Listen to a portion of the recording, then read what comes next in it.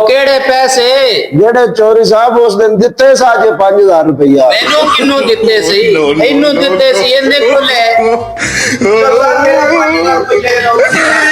मैंने दिता है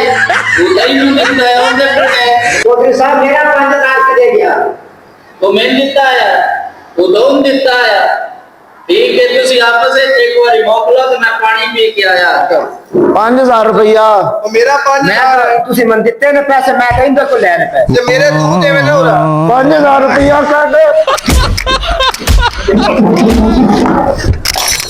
ओए ਅਸੀਂ आपस में लड़दे पे चौधरी साडे ना कीता की आ चौधरी ना पता करिए आओ चलिए आओ हाय चौधरी आज ला पक्का चौधरी बनया है इन्हों आपस च लड़ा दिते इनका ना ही सियासत है हुणे आपस च लड़नगे ते मुड़ सुलह भी चौधरी करवाएगा ते माल भी कमावेगा।